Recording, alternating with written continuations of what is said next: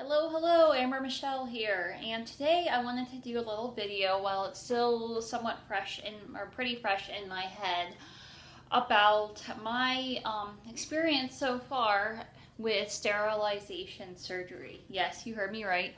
Not last Tuesday, but the Tuesday before that. So it's been a little bit over a week now. About a week and 2 or 3 days anyway. Ago that I went in and got surgically sterilized as a form of birth control, so that I will not ever have to worry about getting pregnant again. If you want to hear more about my reasons why I chose this procedure, I do plan on doing another video about that, as well as why I choose to be child-free. In the interest of keeping these videos relatively short and to the point, I plan to film that as like a separate video. But for today, I just want to talk about some women have been asking, and I noticed when I was researching, there was some information out there about this, but it was mostly on tubal ligation, which is a little different than what I got. But there wasn't very much at all about the procedure I had done, and I wanted to share just kind of really just my own experience with you, so that way for women out there who might be curious about this or might be considering this as an option, just to hear kind of how it went for someone else. Now, I do like to, disclaimer, this is all my personal experience, and there are some reasons mine might be different than yours, which I'll explain here. But so that being said, that's all I can really offer you is my experience, and yours may be similar or different. But that being said, what I had done was I had what they call a bilateral salpingectomy, which is basically they removed both of my fallopian tubes so that I would not be able to get pregnant anymore, because when the ovary releases the egg, generally it goes down through the fallopian tube to reach the uterus, and if there is no fallopian tube, then the egg has nowhere to go and it just kind of dissipates and nothing happens, and there are no pregnancies. It's supposed to be, the doctor said, 99.9 whatever % effective. It's basically pretty much as close to 100% as you can get, and it is permanent. And it's not reversible, because unlike tubal ligation, where you have the tubes tied or clamped, or there are different ways that you can do it, but they can sometimes try to reverse it. The tubes are gone, so you have to be absolutely sure that this is what you want, and it is very permanent, which was what I wanted. But if you're considering a procedure, that is something to keep in mind. It's good because it helps to protect against ovarian cancer, which sometimes can start or develop in the fallopian tubes.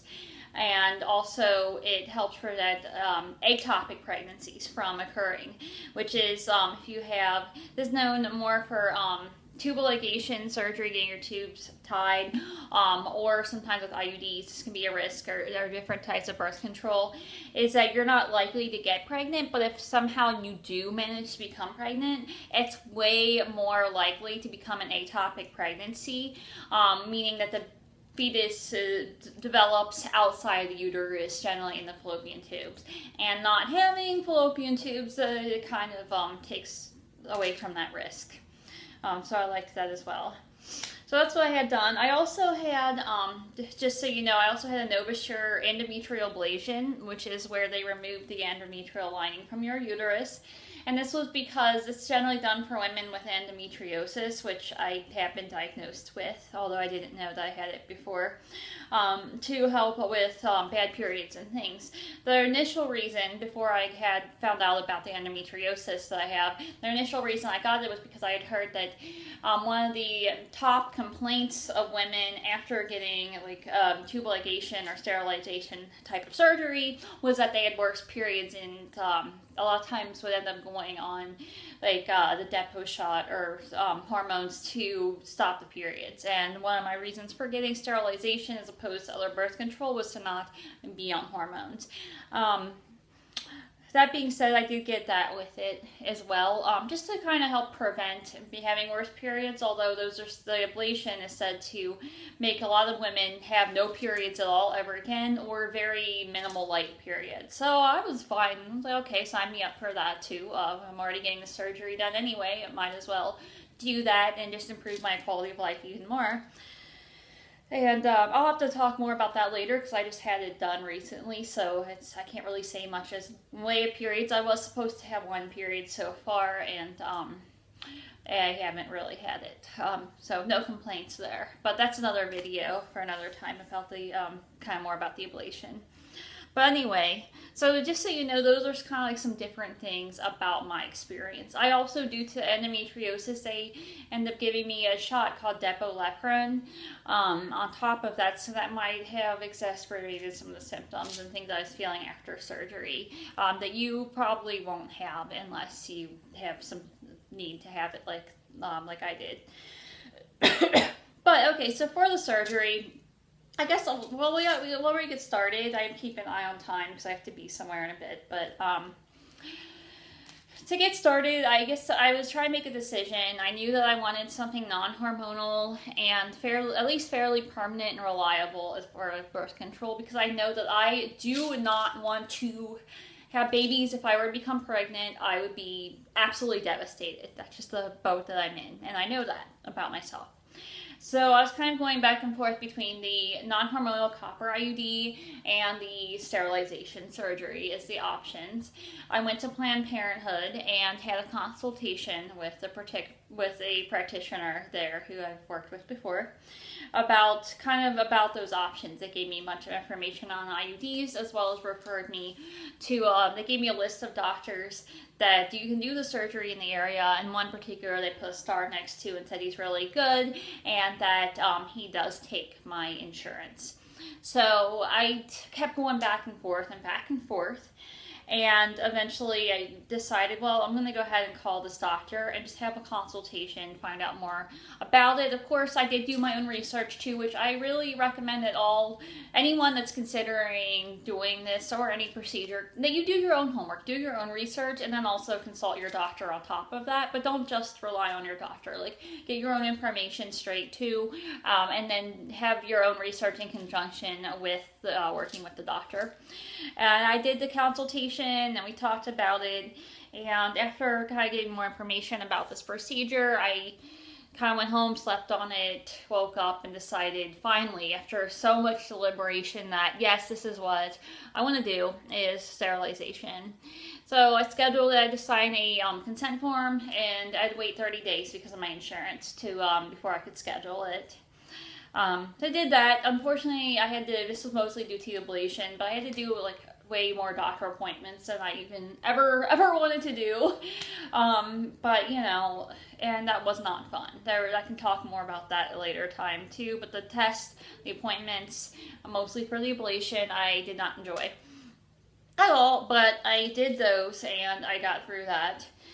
So I guess let's go ahead and skip to the actual surgery, because that's what you guys kind of want to hear about. The night before, I was very nervous. I suffer from anxiety, so I was very nervous. You can't take any ibuprofen, and they give you certain other drugs that you're not allowed to have for 7 days before the surgery. So okay, no big deal. I didn't take anything, and they told me I could take my melatonin. I like to take melatonin sometimes to help me sleep. They told me I could take that the night before, so I did. I figured that'd be the only way I could sleep because I was like nervous about it, and it helped. No food or water, nothing to eat or drink for 12 hours because then general anesthesia. So 12 hours, or not 12 hours, sorry, 8 hours. So they say basically after midnight. I stopped at 11:30 to be on the safe side because my surgery was scheduled for 7:30 next morning. That kind of sucked. I really don't like being dehydrated. I like to drink lots of water. But it wasn't as bad as I thought it would be, and it was okay. Surgery morning, I had to be there at 6 a.m. Luckily, I was still kind of like in a daze, and everything kind of seemed surreal. Like, oh my god, I can't believe I'm actually doing this. But I went in, and they prepped me for my surgery. I had to put on like a hospital gown thing, and they gave me and Dad gave me a room, talked to me some about just medications and any allergies, just different things like that. And then they gave me an IV. They did end up giving me a half dose of something to help me kind of relax and not feel as anxious, because I just told them I was trying to avoid having a panic attack in the operation room. So they gave me, I didn't want to be super drugged. I did say that as well. So they gave me half a dose of something, and that actually really helped. I did start shaking a little bit when they wheeled me into the table for the operation. I did start shaking a bit, but then someone came over my head and said, okay, where do you want to go? Go to your happy place. They put the mask on, and I was out. Like that my partner said that, you know, it was supposed to be like 45 minutes, but it ended up being about an hour that the surgery took place. I think 45 minutes to an hour, I think that it took. But that time is non-existent in my world. Like, it just didn't exist to me. And then I woke up eventually, and I was really out of it. They wheeled me into this other room. I had to wait there for a little bit, and they gave me the shots that I mentioned. And then they wheeled me back into the recovery room.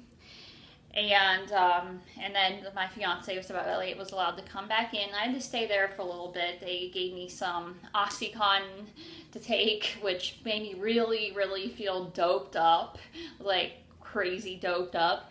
And I ate some applesauce because they were giving me some crackers, but I said I was vegan, so they gave me some applesauce instead, thankfully. And I just sat there, and I was really out of it. And then I just, eventually I had to get in a wheelchair, and they wheeled me out, and I went home, and then we picked up my prescription. They gave me Percocets to take for the next few days, and I had trouble with those a little bit at first because they caused me anxiety because I just wasn't used to how I felt on them, but then once I got past that, they did help. And then the next few days, I'm going to be honest, kind of sucked. I was pretty much bedridden. I still have 3 incision wounds in my stomach from the surgery, from the stitches. There's like a little glue over it, and I didn't have to have any bandages or anything because of the glue. But I felt, oh man, I felt really nauseous. Like, there was one day that I struggled to even eat like 900 calories, and that wasn't because I was intentionally restricting. I just was really nauseous, and food was like disgusting to me that day. And my throat, I had a really, really, really bad sore throat for like I had it done on Tuesday, and it really lasted through Thursday, where I had a really sore throat where it almost hurt to even talk. And that's from they give you like a breathing tube during the surgery when you're under anesthesia, and they said that was normal, but it still sucked. And I drank a lot of like throat coat tea and drank a lot of water and stuff like that. That sucked. One day I freaked out and didn't take my meds on time, and then I was in a bit of pain until that kicked in. So I would definitely say to just stay ahead of the pain and know that, like, just take the medicine as it's prescribed. Don't take it more or less often, and know that your doctor, it's there for your benefit, and your doctor prescribed it for a reason, and it's not going to hurt you. I kept worrying that I was going to like overdose or something like that, but as long as you take it in the amount of times that they say. And eventually I started keeping a medication log, which was a really good idea, because that way I could just write down, I could put it in my phone, but put down what times I took what. That way I knew, like, if I was thinking I'll take another one, I could look at my log to make sure it was safe to take another pill again. I had to have my fiance bring food to me. Like, it was hard to move around the first couple days, and I was generally just in bed for the first few days, not doing anything. And then eventually, with taking the Percocet by about Friday, I was able to move around and go outside, sit outside for a little bit, just little stuff like that. Cats, be good. But that was because of Percocet. I think without that, I still would have been in pain. But I'm going to wrap this up because it's getting long. Maybe I'll talk about this more in the future. I'm going to do a part 2 about the healing process and how it's going. I am finally feeling a bit more like myself, but it did take me about a week or so really to feel normal-ish, and I am still recovering and healing with the wounds on my stomach. But so far, I'm happy with the decision I made. Was it easy? No. It was kind of a big deal to me because it was my first surgery. But if you have any other questions or comments, please leave them down below. I'd be more than happy to continue this discussion. And let me know also other videos related to the surgery or child-free living or freedom or really anything that you would like to see from me. So I hope that this was helpful to you in some way. I've got to go. I will talk to you about this more at a later time. Peace.